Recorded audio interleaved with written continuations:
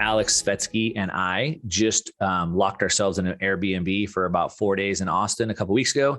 We took the Communist Manifesto and we rewrote it. And we wrote a book called The Uncommunist Manifesto. And we're going to have them printed and we're going to have them at Bitcoin conference and we're going to be doing book signings there. We kept the same format. It's only 4 chapters. It's about 10,000 words. It's about a 45-minute to 60-minute read. Anybody can do it. And we took the exact book and just flipped it into what we think it should be, redefine the axis of struggle. That book just won't die. I mean, and we have, the head of BLM is saying we're trained Marxist. Are you really? Do you know what Marxism really is? Have you ever taken the time to read the Communist Manifesto? Because I actually hadn't until about a year ago.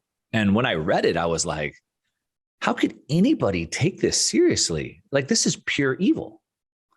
He says, communism can be summed up in one sentence. This is what the book says, in one sentence: abolishment of private property.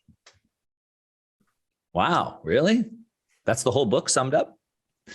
He says that the bourgeoisie, which are the rich, they only have wives and kids for exploitation. That's the only reason. And women should be community property because they all treat them as community property anyway. Like, that's what he says in the book. Like, people are okay with that? Like, anyway, that's a whole sidetrack. I genuinely wonder how that sat with his wife. Like, she'd probably, if he was married, or maybe he was divorced shortly after writing that. Well, that's actually an important question that you ask, actually, Q, because I think to understand Marxism, you have to understand Karl Marx. And understand Karl Marx, you have to understand where he came from and what his life actually was. And so, to your point, he came from a very rich family. His parents, I think, were both attorneys, and they wanted him to follow in their footsteps and become rich and be attorneys. He didn't want to. He wanted to write philosophy, and he was mad. He was mad at the world that he couldn't survive writing philosophy because nobody valued that. And he got married. To your point, he had married and he had kids, and he was a horrible father. He couldn't provide for his family. I think at least one, I think maybe 2 of his kids died of like malnutrition. Like, he couldn't provide for his family. He would leave for extended periods of time and just leave them on their own. And he was mad at the world that he couldn't provide for his family writing philosophy because nobody valued it. But so imagine that. And that's the viewpoint of the person who wrote this book. Of course, he's mad at the rich. Why can't those rich people, they're good at making wealth, why can't they just give me some of their wealth so I can just do what I want to do, which is make philosophy, even though nobody values that? And now you start to understand why socialism, why he wrote about it like that, right?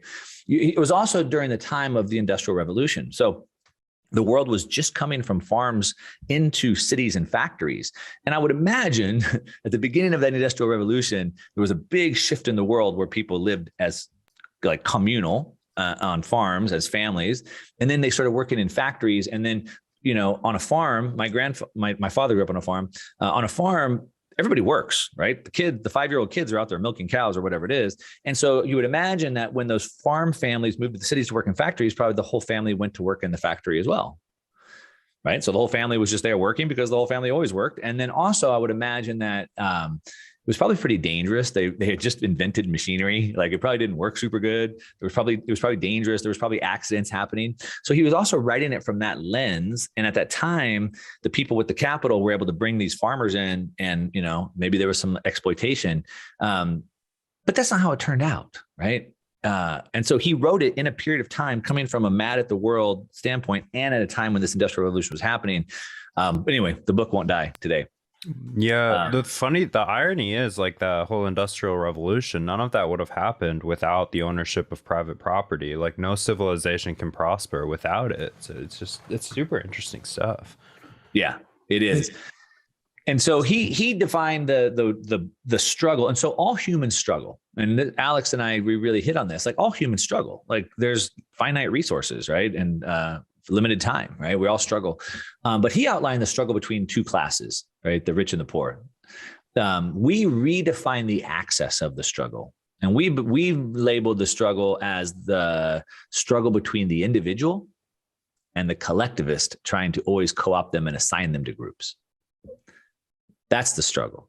How can I stay free to direct my life as I see fit? How can I stay to be a sovereign versus always trying to be pulled into these groups. So we kind of wrote it from that angle.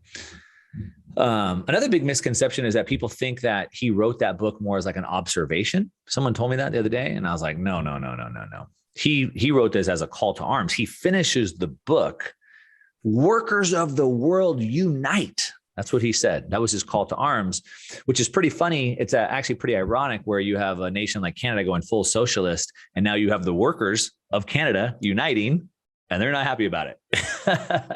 Kind of ironic, isn't it?